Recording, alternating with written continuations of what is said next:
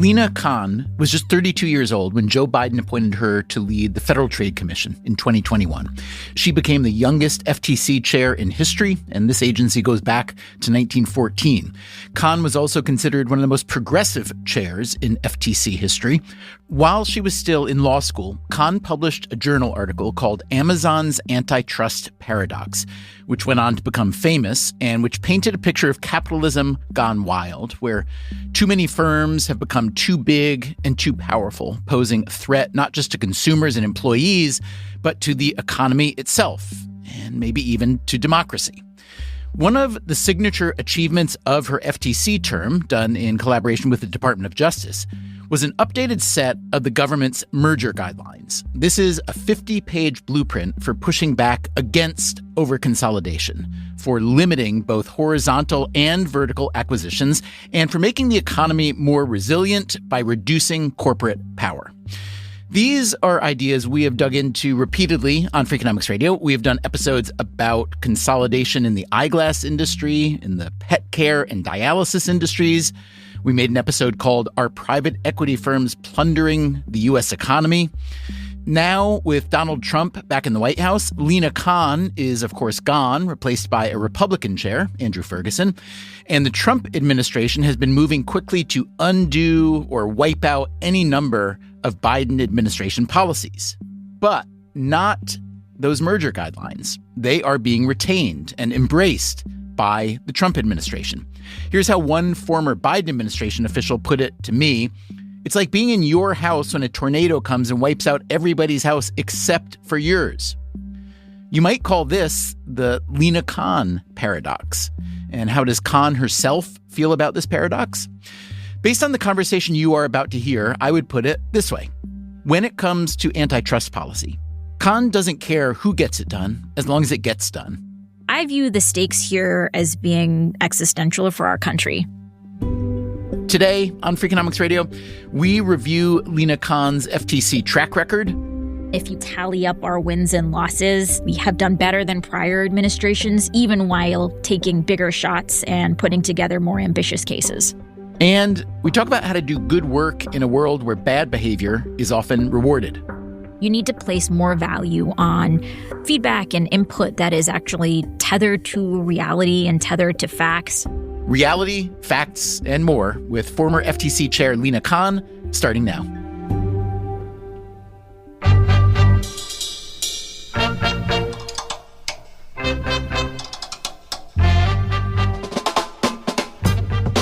This is Freakonomics Radio, the podcast that explores the hidden side of everything, with your host, Stephen Dubner.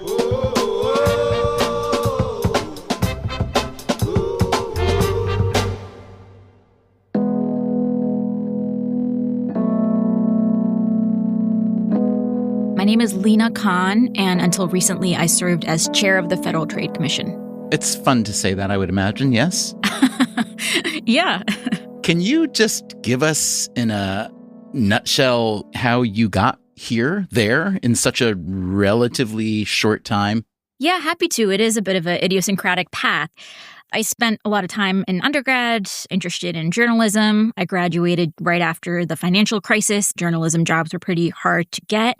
I ended up instead landing with a think tank, and I worked with a group where my job was to research and document consolidation across markets. This was the Open Markets Group at the New America think tank, yeah? That's right. I had to do these deep dives into all sorts of sectors, be it book publishing or airlines or all sorts of commodity markets. And I started to get a picture of decades of consolidation in market after market, where we had gone from dozens of competitors to increasingly a small number of firms in each sector. My job was to both document that had happened and also document what the effects had been. It's one of those things that in retrospect seems obvious, like, yes, there's been so much consolidation in our economy, full stop. But at the time, I'm wondering if you felt like you were toiling in some forgotten corner of the economy, that this was something that people weren't paying much attention to at the moment? That's right. This was around 2010, 2011. There was a national conversation around economic inequality more generally, but there was not any real conversation around industry consolidation or concentration. If you went to some type of social gathering and you said, I research market consolidation and antitrust, people's eyes would tend to glaze over. So my job was to document consolidation and the effects of it. This really gave me a tour of all sorts of sectors across the U.S. economy. I spent a lot of time understanding how the chicken farming industry works today and learned that you have tens of thousands of chicken farmers on one side, millions of consumers on the other, and they're all connected by a very small number of these chicken processing companies. The effects of that and the big picture have been that consumers are paying more even as farmers are earning less. That got me really interested in the antitrust laws, which were passed over a century ago, designed to keep markets open and competitive. I was really struck by how we had, on the one hand, a set of laws designed to keep markets open and competitive.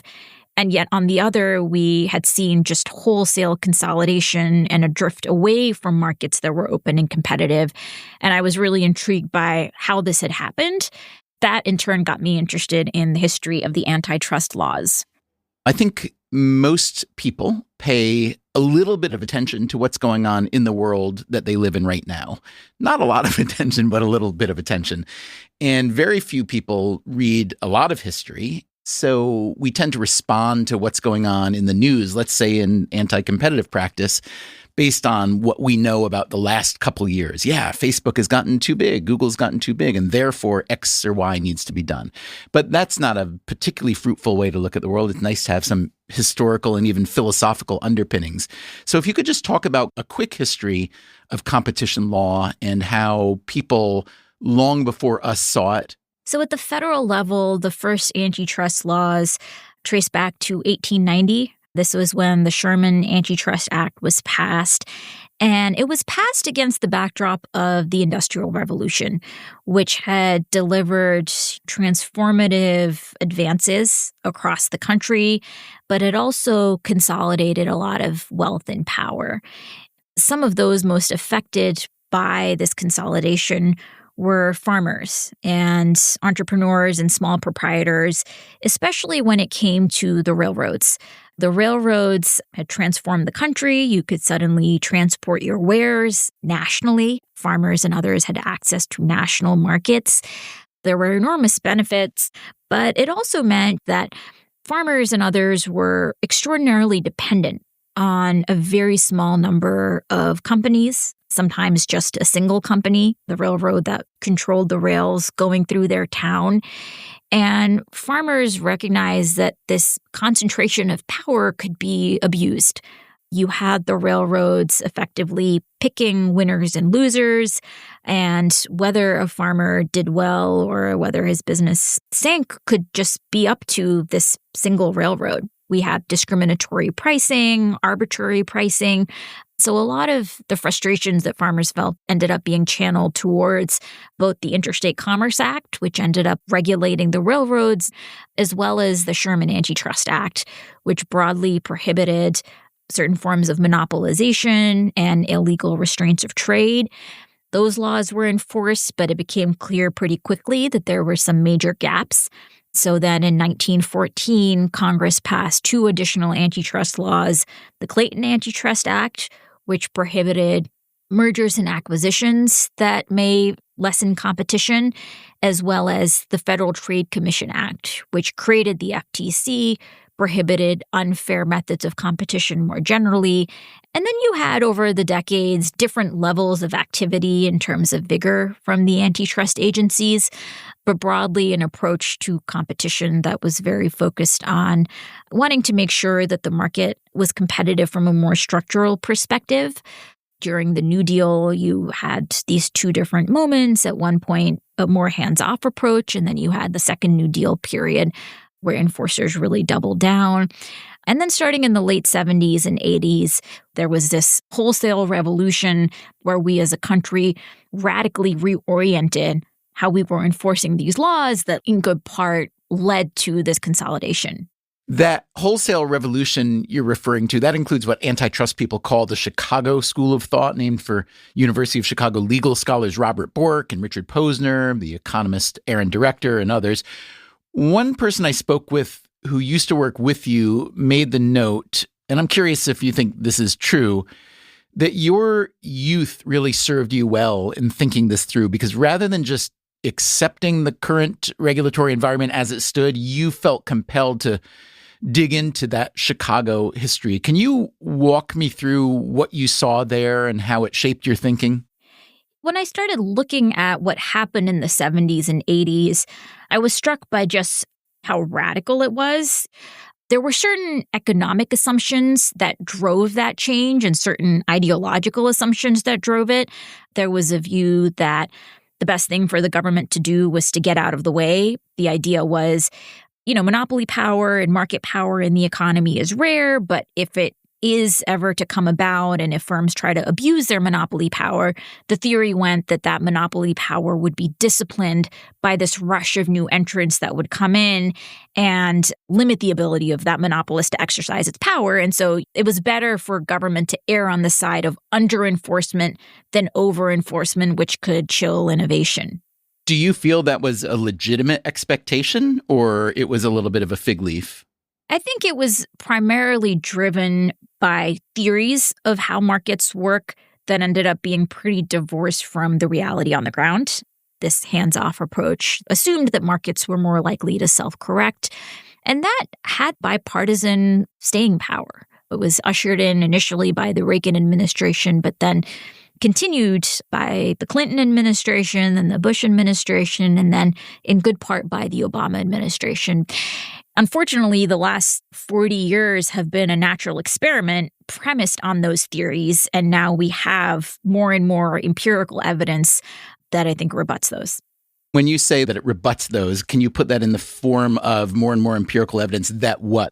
That significant consolidation can result in market power and monopoly power that firms can exercise without it immediately being disciplined in the market. And instead, what you can have is persistent monopoly power that firms can use to charge people more, reduce innovation, reduce quality.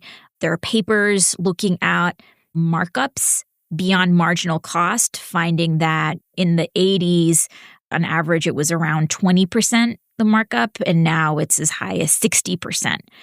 I think one of the theories that has been rebutted is this idea that monopoly power is rare and fleeting, and if it does ever come to be exercised, it will be immediately corrected by the market. It was a kind of multi-decade consensus. And that consensus started to break during the first Trump administration and then further during this last Biden administration. Okay, so that's the context for the antitrust climate you walked into. Let's back up. You're at the Open Markets think tank. You're finding out everything there is to know about the history of antitrust policy and the poultry market, for instance. What happens then? I decided to both apply to law school and to apply to journalism jobs, and ended up choosing between going to become a beat reporter at the Wall Street Journal or going to law school. Ended up going to law school and really tried to structure my time there by taking classes focused on the areas of the law that are shaping and structuring corporate power. That includes antitrust, but it also includes things like trade law or even First Amendment law, which firms had increasingly been using to try to strike down regulations. While I was in law school, I ended up using some of the research I had done around e-commerce and Amazon to write a law review article using Amazon as a vehicle to tell a broader story about the shift in antitrust law. Ended up publishing that, and there was a broader conversation around all of these issues. When you say there was a broader conversation, the conversation was mostly around your paper. To me, it seemed like you're a, let's say, beginning of career singer-songwriter, and your first song becomes the world's biggest hit. This was your paper, Amazon's Antitrust Paradox. And it catapulted you and this idea really onto the global stage. That's at least my outside perspective. What's the inside perspective? I had just been in law school trying to get this paper out. I was impressed and surprised that anybody was reading it, let alone that it had caught some broader attention. But the background conversation was a growing recognition of the fact that market after market had become so much more consolidated and that antitrust was in need of a reboot. The abstract alone is fascinating. I'll just read one sentence back to you. In addition to being a retailer, Amazon is now a marketing platform, a delivery and logistics network, a payment service, a credit lender, an auction house, major book publisher. It goes on and on and on and on. Elements of the firm's structure and conduct pose anti-competitive concerns, yet it has escaped antitrust scrutiny. Is that the paradox of your title, that it's acting like a monopoly but escaping the scrutiny? Yes, that is one of the paradoxes. To further add to that, there's a line in the paper that talks about how Amazon has actually marched towards becoming a monopoly by singing the tune of contemporary antitrust. It wasn't just that it had escaped scrutiny, but it had actually pursued its strategy in a way that was landing squarely in the very blind spots that had emerged in antitrust. What do you mean by those blind spots? And I'm curious how that was accomplished. Was that just Jeff Bezos and his leadership being very, very good at corporate strategy, or was it more than that? I can't speak to what they were specifically thinking, but one of the reorientations of antitrust had become where enforcers would primarily look to whether a firm was charging more or reducing output as the metric for understanding whether there was harm in antitrust terms. Amazon, at least rhetorically, its strategy was very much focused around doing what's best for the consumer. When enforcers were looking at that through just a short-term lens, I argued that they were missing some of the broader harms that were emerging. Okay, so your Amazon paper clearly struck a deep chord, but how did you go from being a law student, admittedly a high-profile law student, to being chair of the FTC?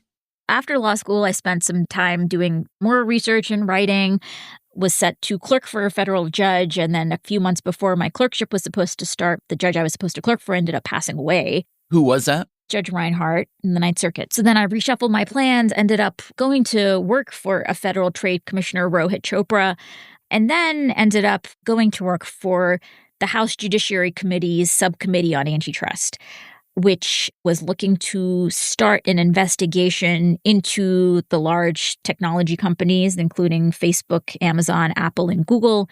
I became part of a very small team tasked with crafting a congressional investigation. So we did an 18-month investigation, ended up publishing a report summarizing our findings and issuing a set of recommendations for how to make sure that these digital markets are competitive. After that, I was going back to academia and then had the great honor of being nominated to serve at the FTC. Coming up after the break, Lina Khan puts her Amazon research to work. I'm Stephen Dubner. This is Freakonomics Radio. We'll be right back.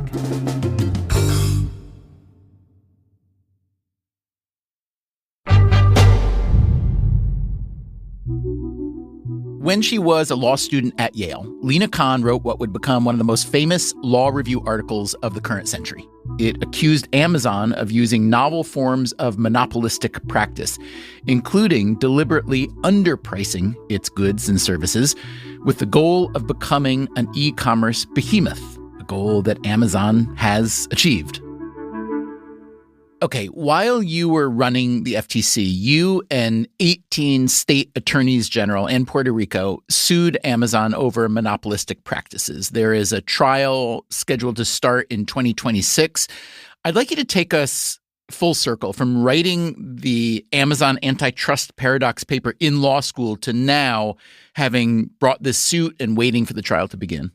To state the obvious, writing a law school paper is very different than being a law enforcer.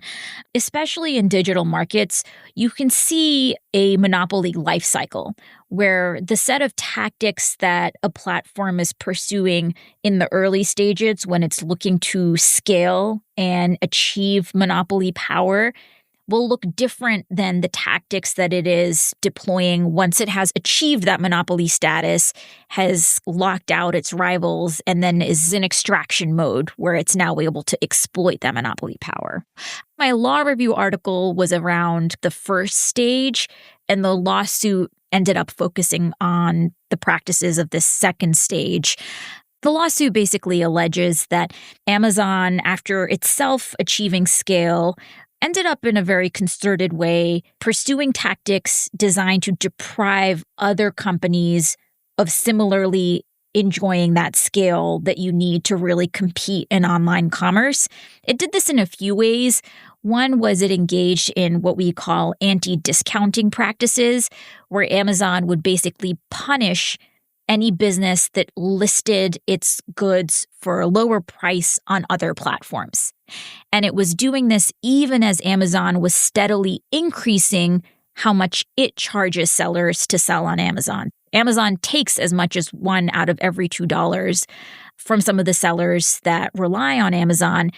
Even as it is increasing prices for sellers, it punishes those sellers for listing goods for a lower price, even on platforms that are taking a smaller cut.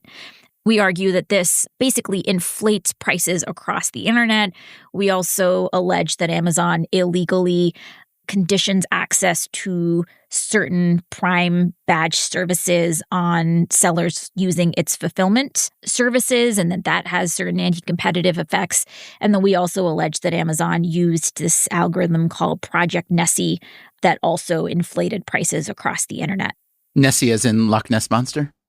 Yes, exactly. Why was it called that? Do you know? We don't know. We can only speculate. And would you care to predict the outcome of the Amazon trial? Well, look, the trial is slated to go forward. It is going to trial because the FTC defeated Amazon's efforts to dismiss the case. We got a resounding win where the judge said all of these counts are plausible. I feel very optimistic, but we'll have to wait and see. What do you think Amazon looks like in 20 years? It's hard to say. Part of that answer will depend on what happens with this litigation. So the Amazon case has thus far been a win for you in the FTC, but there were losses as well. One legal scholar that I spoke with noted that a lot of your lawsuits were just seen as unlikely to succeed in the courts and wondered, when is it legitimate to bring a lawsuit that doesn't have a great chance of succeeding, and whether that's an attempt to influence the law as opposed to carry out a successful prosecution. Look, we ended up having resounding success in the courts, including with cases that had not been brought previously. If you tally up our wins and losses, we actually have done better than prior administrations, even while taking bigger shots and putting together more ambitious cases. Sometimes there can be analyses that are not actually matching the facts of what happened. We only filed cases where we thought there was a law violation and where the facts matched it, but we also brought cases that were responding to the harms in the modern economy. One trend that we've seen in various sectors is this issue of private equity roll-ups or serial acquisitions, where firms will make a whole series of acquisitions, each one of which may be small or fly beneath the radar, but in the aggregate, they may have still rolled up a market and then inflated prices. That's something that's been happening in our economy for some time, and antitrust enforcers had not addressed it. We ended up filing a lawsuit taking on some of these roll-ups in anesthesiology and ended up having a successful case there. We also defeated the company's motion to dismiss. That's going to trial. We ended up successfully blocking dozens of mergers, including getting litigated wins, including in instances where enforcers in the past candidly had failed to stop some of this consolidation. We succeeded in blocking the Kroger-Albertsons merger, which would have been the largest supermarket deal in U.S. history, despite there being a fix that the companies had proposed. Previously, enforcers had allowed some of those big grocery deals to go through, and the public had really lost out. Let's talk about the work you did on non-competes. These are the employment clauses that might forbid an employee from leaving one company to work for another in the same industry, for instance. And I realize it didn't have the happy ending you were looking for, but I'd love you to walk us through it so people can understand both the scope of what you identify as the problem and what you see as remedies. Non-compete clauses have proliferated across the economy. They started off in the boardroom, but have now expanded to cover janitors, security guards, fast food workers, gardeners, journalists, healthcare workers. A conservative estimate is that as many as 1 in every 5 Americans have been covered by a non-compete clause. And these clauses can really have a devastating effect on people's lives. Materially, they can depress income, not just for the workers that are directly covered by a non-compete, but actually for workers as a whole. The idea being that if a worker is not able to change jobs, there is less opportunity and churn in labor markets as a whole in ways that can deprive even those workers that don't have a non-compete from opportunities. And that overall can really have a depressive effect on wages and income. After we put out a proposal to ban non-competes, we got 26,000 comments from people across the country, which was really striking. I mean, people live busy lives. People are not necessarily going to prioritize sitting down and submitting a comment to some obscure federal agency. But it was clear that people felt very strongly about non-competes. And we heard some devastating stories about just how these had affected people's lives.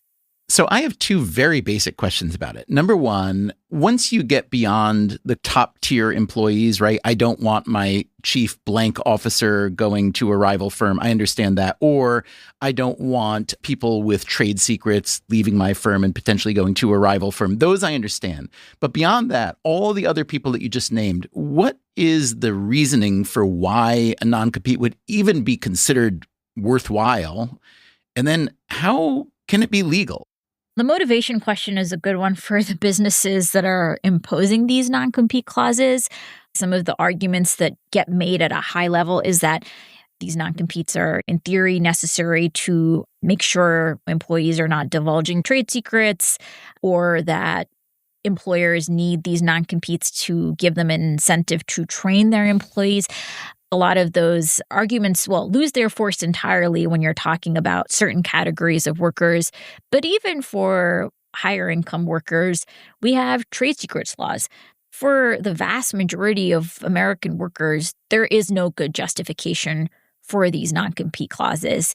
So that gets quickly to the second part, which is how did it become legal to enact these non-competes so broadly?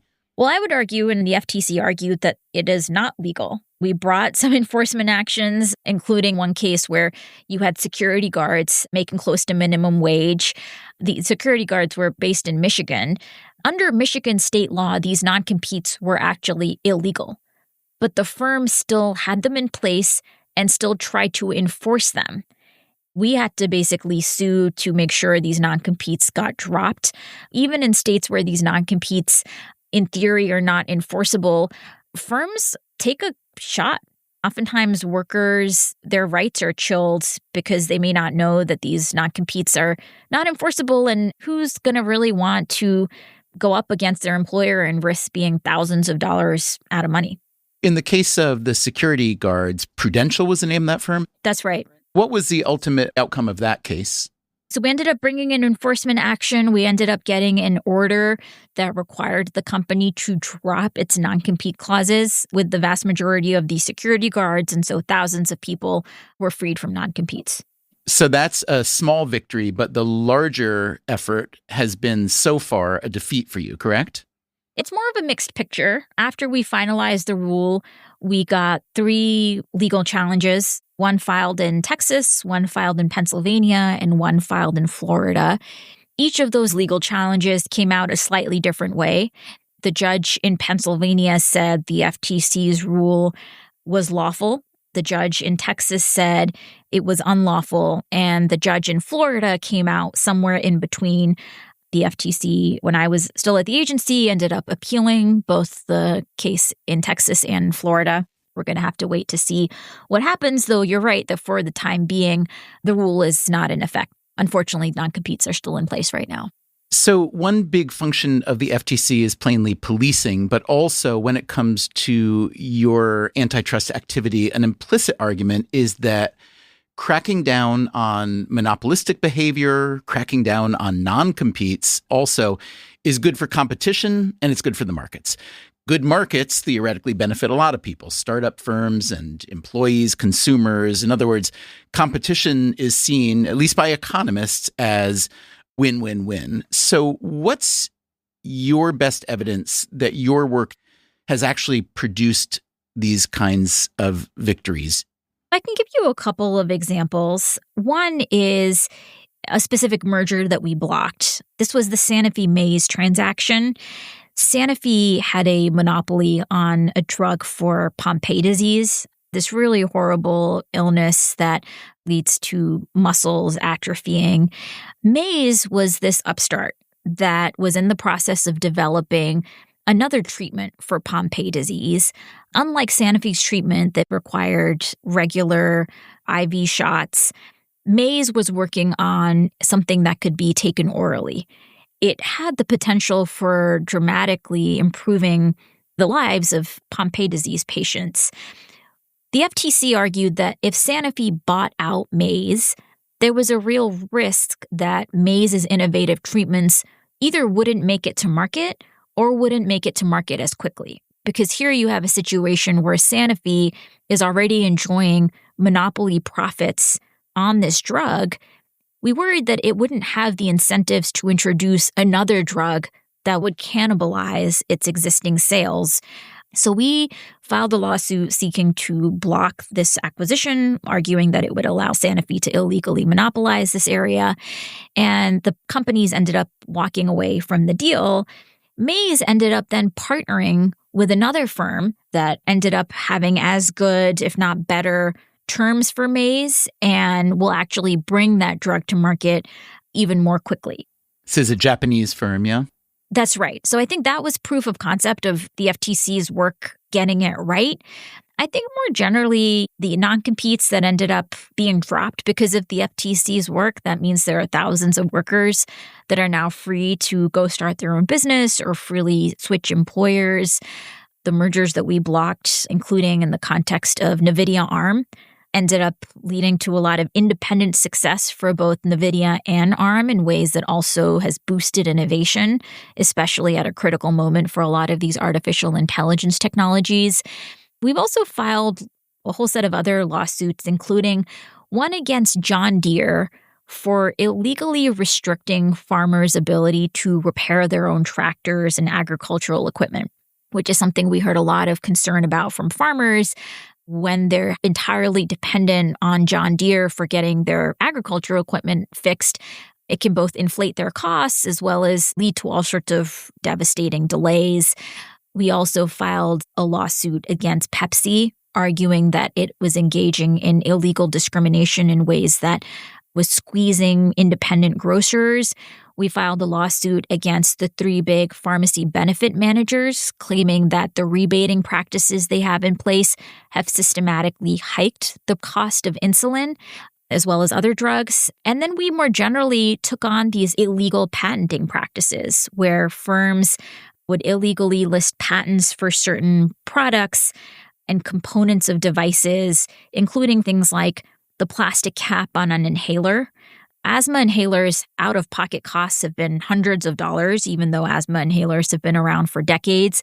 Once we called out some of these illegal patenting practices, 3 of the 4 big inhaler manufacturers announced that they would drop the out-of-pocket costs to $35. And what happened to the share prices of those firms? You know, that's a good question. I don't remember right off the bat. They didn't go out of business, though. No, I think they have a lot of other lucrative lines of revenue. Can you talk a bit more about the price of insulin? The FTC's lawsuit was actually about the market as a whole, where we found that basically these pharmacy benefit managers engage in what are known as these rebating practices, where drug manufacturers have to pay these PBMs a rebate to get their drugs listed on what's known as the formulary.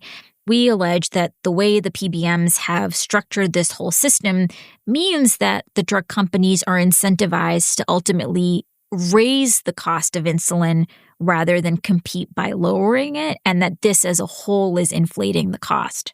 We did a series on private equity consolidation in the pet care industry, and we found a lot of problems there for employees and consumers, but we also learned something that seems to apply to a lot of the human healthcare industry.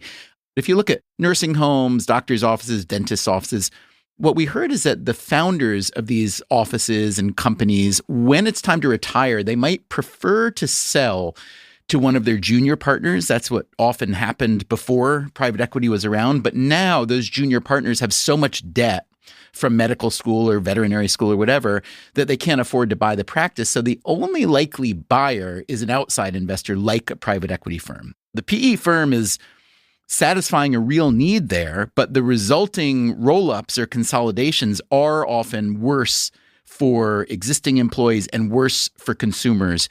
Do you have any thoughts for how that might work differently?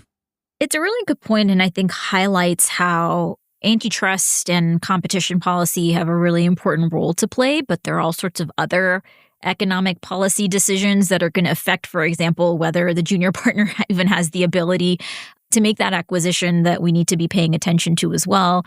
The other thing I'll note is there are all sorts of different types of private equity business models, but it is true that one model has been the leverage buyout, where a private equity firm is using the assets of the company they're buying as collateral, loading up that company with a lot of debt. Sometimes there's the 70-30 model where the private equity firm is making 30% of the investment and then using the balance sheet of the underlying company and taking on a lot of debt.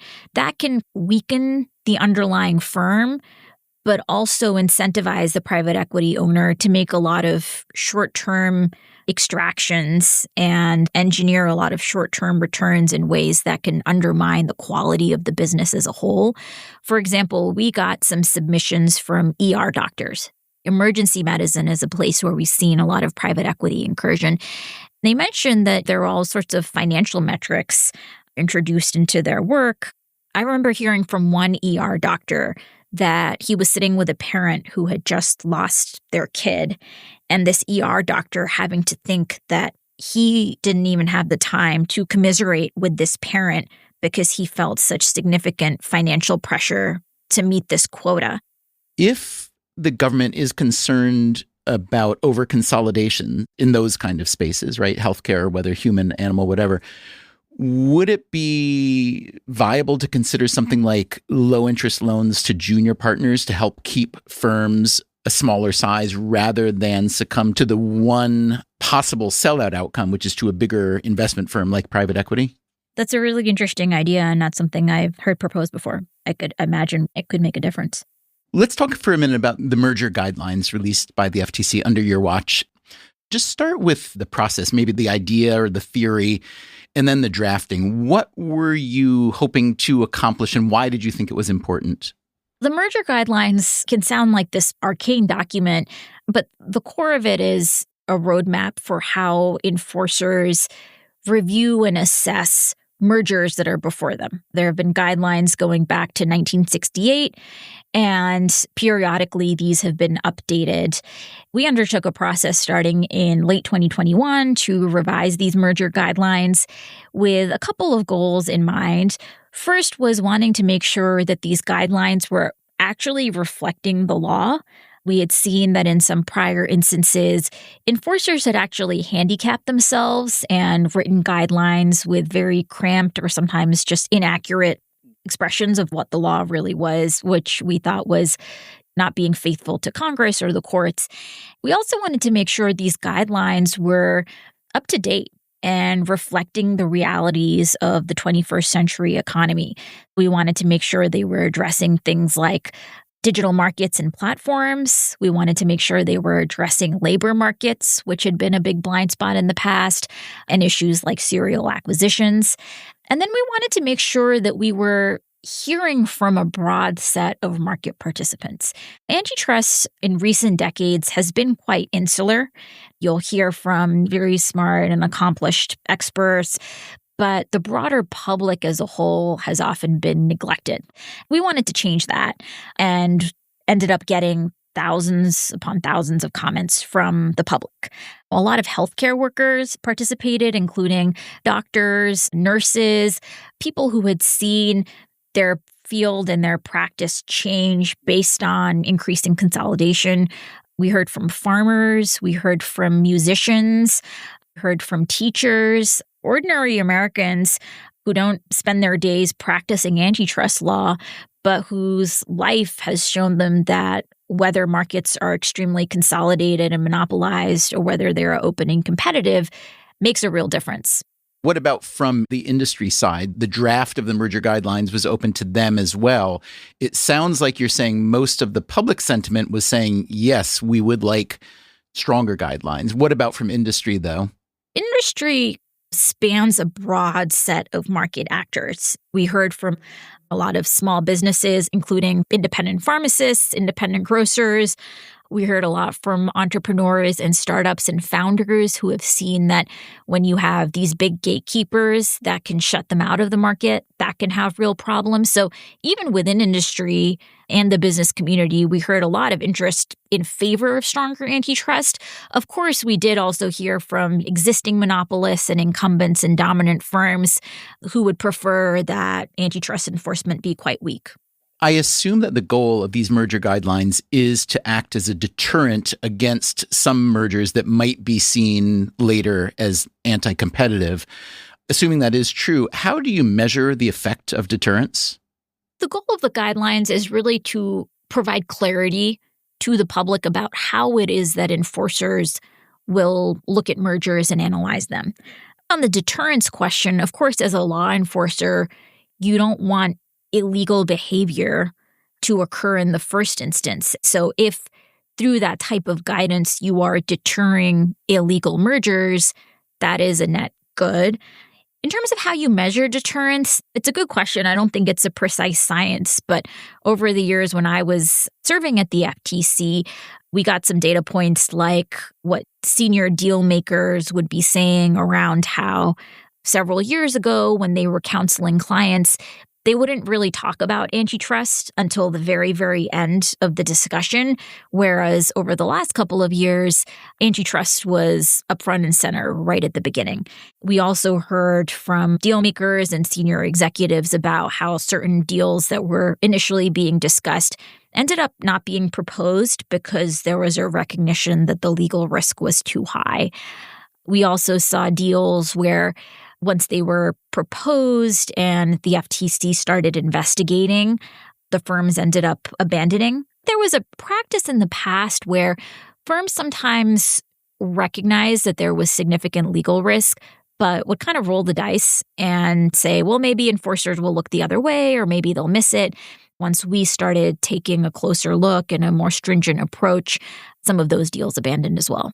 So if you read the Wall Street Journal editorial pages, these merger guidelines are an attack on the free markets. There's been a lot of criticism on that front. Mark Andreessen, the very prominent venture capitalist, he said when Trump was reelected, it was like, quote, getting a boot off the throat for people like him, for people in the tech and business sectors. I gather that you're the person wearing that boot in the Andreessen comment? What we heard from startups and founders was that they wanted a chance to compete. When you have markets where the only option is to be bought up, that's not giving founders the opportunity to really scale organically.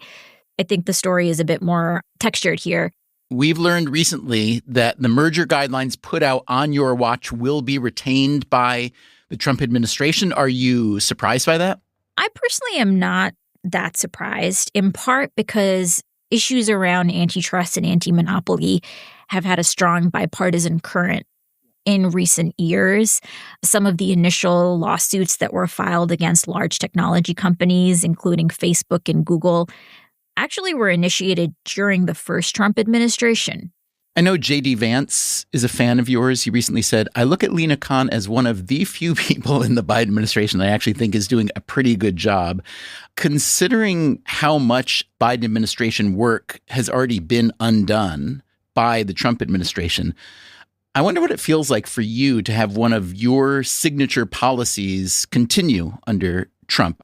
It's too early to say what the big picture is going to look like in terms of whether we're going to continue to see strong enforcement. Of course, seeing other law enforcers be dismantled, including the Consumer Financial Protection Bureau, is quite troubling. But of course, the fact that at this stage, it's clear there is bipartisan support for strong merger guidelines that's going to protect more Americans from consolidation and monopolization. I think we can have some cautious optimism on that small front, even as we're going to have to wait and see what happens more generally. You once wrote that your hobbies include, quote, trying to find the most obscure industry where I can find consolidation. Can you name some industries that we may not think of as heavily consolidated, but are? That's a good question. One industry that I actually came to learn about, it was a market for basically ugly produce. I don't know how else to put it. Produce that is seen as not being attractive enough for supermarket shelves. And then it gets sent off to certain other markets. And I remember there was a merger being reviewed that was focused on that market that actually was more consolidated than I expected. Lina Khan's example here, a consolidated market in ugly produce, points to a larger philosophical argument about how the U.S. economy should work. Just about every economist agrees that consolidation above a certain level can be a big problem. The history of our economy includes a long line of creators and innovators, operators and aggregators who, through their grit and savvy, cornered markets or created monopolies. Now, some of these companies were intensely exploitative, but they were also helping create what would become perhaps the most dynamic economy in the history of the world. And this dynamic capitalism has helped produce huge gains for many people over the years. It's hardly perfect, everybody knows that, and over-consolidation is one big flaw. But how do you dampen the appetite for domination while keeping alive the incentives to create? How do you encourage people to keep risking their time and money and brainpower if they're punished for winning too big? If someone comes up with a clever idea, like buying up ugly produce and building a market around it, and they come to dominate that market, is that reason alone to break them up? That is essentially the same question Google is facing in court right now. So, where is the appropriate middle ground? After the break, we will try to find it. Constructive engagement is always valuable, but you also have to be able to separate that from some of the hysteria. I'm Stephen Dubner. This is Freakonomics Radio. We'll be right back.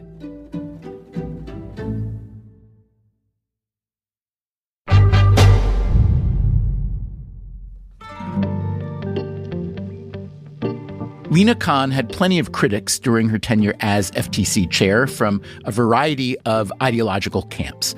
Some conservatives accused her of overreach. Some liberals said she was more bark than bite. But there is one thing about her that just about everyone agrees on.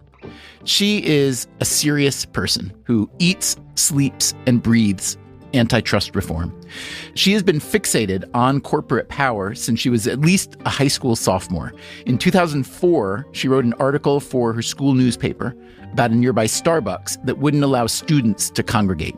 The New York Times followed up her article with one of their own called A Tempest in a Coffee Shop. I asked Khan if she could identify where this crusading spirit of hers comes from. I think from a young age, I was really struck by journalists and the efforts that they undertake to hold power to account, both powerful corporations as well as powerful actors in government, especially growing up after September 11th and seeing the incredible important role that journalists were playing then really made a big impression on me. You have been praised in some quarters for your work at the FTC, but also attacked. And I would argue the attacks were much more intense than is typical for the FTC chair. How do you manage the criticism? Do you try to seek out criticism that has value and try to learn from it and sort that out from the rest that's just noise? Do you not pay attention to any of it? I'm a public servant. I serve the public. So it's absolutely important for me to be soliciting and getting feedback and input and understanding what the public response is. But of course, you need to place more value on feedback and input that is actually tethered to reality and tethered to facts. Good faith, constructive engagement is always valuable, but you also have to be able to separate that from the hysteria. Where does the Wall Street Journal editorial page sit on the tethered to fact spectrum? I was surprised sometimes by just the factual errors. I think it does go back to this basic issue of economic reality versus theoretical assumptions that are just out of date. Although I will say this, one critic of yours, this is an academic who doesn't like your work very much. He works in the antitrust space. He made the argument that your work is almost universally, in his view, ideological and not empirical. How would you respond to that? I think the fact that this work has gotten so much traction so quickly was entirely because it was on the side of reality.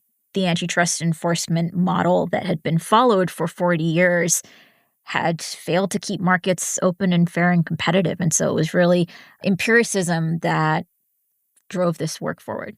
What kind of a boss are you? I'm told you're not the let's all grab a beer after work kind of boss. Any particular aspect of that you're interested in? Some people complained about your leadership style. People said there was low morale at the FTC during your tenure. There were a lot of resignations. I'm also aware that when you're a political appointee coming into an agency like this and you try to do things quite differently, there's going to be friction. Looking back now after 4 years, if you could start again, would you approach your management style any differently? Well, let me say, first of all, the FTC is really fortunate to have extraordinarily hardworking, talented career civil servants that are being pitted up against some of the largest, most powerful companies in our country. My hat's off to them in terms of the grit and commitment that they bring every day. Stepping back, my arrival, understandably, I think, was received by some as some type of indictment of the agency. I had been on the outside a critic of the FTC, arguing that both the FTC and the DOJ had gotten things wrong, had taken decisions that ended up resulting in real harm to the American people. Those criticisms were really directed at political leadership, the people that are calling the shots. Understandably, there was some questioning about what my criticisms were really about. This was also a moment where you had the president say that the last 40 years of competition policy had gone astray. So these are people who were saying, look, I've been doing my job every day as a dedicated civil servant, and now I'm being told that I've been doing it all wrong. It sounds as though you're coming into an agency that had operated under a sort of political ideology, a consistent political ideology for, let's call it, 40 years. Does an agency like that therefore attract civil servants who jibe with that ideology? In other words, did you take over an agency that was staffed quite robustly by a bunch of people who really liked the Reagan and the Bork and the Chicago School of Thinking? Well, there are all sorts of different factors that drive people to public service. For the most part, they want to serve their fellow Americans. It was more about the antitrust enterprise as a whole, the ways that the law had drifted, what type of analysis the law was privileging, rather than any specific person or groups of people. Were there particular quadrants of the FTC that you bulked up on or tried to slim down? We wanted, first of all, just to make sure we had the teams that we needed to pursue some of these litigations. I mean, the agency was actually smaller than it had been in the 1970s, especially when we got a budget increase. We did hire more people, including very talented litigators. We also wanted to make sure that the way we were looking at markets was actually reflecting the reality on the ground. And that meant broadening the type of skill sets that we had. We were not just hiring industrial organization economists, but also labor economists, accountants, people who had slightly different skill sets that would be able to give us a more 360 view. We also started a new Office of Technologists, wanting to make sure that we had data scientists and data engineers and AI experts, especially as more and more markets digitize. We need people who can sit alongside the economists and the lawyers and explain how are these algorithms actually working. What share of this new wave of FTC employees would you say will still be there a month or a year from now? It's hard to know. Obviously, across government, there's a lot of disruptive efforts right now that are resulting in a lot of people being laid off and let go. So it's too early to say. I will say the new administration has talked a lot about the importance of making sure our technology markets and digital markets are open and fair and competitive. If you are gutting the FTC by eliminating technologists and eliminating the litigating teams that are supposed to be pursuing these cases, that's going to really handicap your ability. What was your favorite thing about working in government? I really loved getting to hear from people who had an issue that they thought the FTC should be focusing on. I had the chance to do a lot of listening sessions across the country. I went to Ames, Iowa to hear from farmers that were worried about this particular fertilizer merger, heard from pharmacists in Kansas City. Those types of engagements were really important in keeping me focused and underscoring the ways that seemingly arcane agencies like the FTC have a lot of opportunity to make a real difference in people's lives. What are some of your least favorite things about working in government? Sometimes it can take longer to get things done than is optimal. We certainly streamlined certain processes and tried to eliminate red tape, but I think there's just more of that could be done. Of course, there's a lot of baked-in pushback from monopolists and dominant firms. I'm curious to know your thoughts on the choice of Kamala Harris as the candidate with no outside competition after Biden withdrew. I mean, doesn't it feel that was handled in a similar way to some of the anti-competitive cronyism that you're fighting? I have zero comparative advantage in terms of weighing in on this. I'm kind of a policy nerd, but I don't really have much to add when it comes to some of the political analysis here. I don't know if you're familiar with the work of the political scientist Yuen Ong. She's at Johns Hopkins, and she studies political corruption. She makes the argument that countries like China and Russia have significant levels of corruption in forms that to an American seem patently illegal. Suitcases full of cash and no-bid contracts, things like that. But she argues that political corruption in the U.S. is also very significant. It's just that it's essentially legal corruption in the form of corporate capture of government. I'm curious to hear your thoughts on corporate capture and how serious you think that problem is. Americans certainly worry that government is not always serving their best interests because large corporations have too much influence. We see that concern expressed in all sorts of ways, including concern about the role of money in elections. But I think there are all sorts of subtle ways beyond just how much money large and wealthy entities can pour into elections. Intellectual capture can occur. We see it through a lot of the funding of research, and then what kinds of research is even made available to regulators and enforcers. There can be all sorts of ways that the information environment in which enforcers and regulators are operating is already skewed by those well-heeled interests. So, Lina, your life has already had this amazing arc with a lot of accomplishment and drama. It feels like enough to write a book about, maybe an opera, but you're still very young. So let's assume that your life to date is act one of that opera. What do you want the second and third acts to look like? I'm still just processing the last few years. I ended my government service at the end of January. So really just focused on the near term for now. But I care deeply about wanting to make sure that markets in America are open and fair and competitive.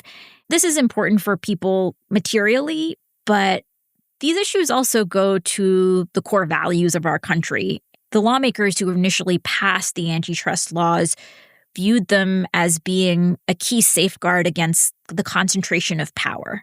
That in the same way we needed checks and balances in our government to protect against the exercise of arbitrary power, there was a view that the antitrust and anti-monopoly laws would play a similar role in our economic and commercial sphere. So I view the stakes here as being enormous, as being existential for our country, and I'm really committed to continuing to work on these issues and whatever opportunity I have.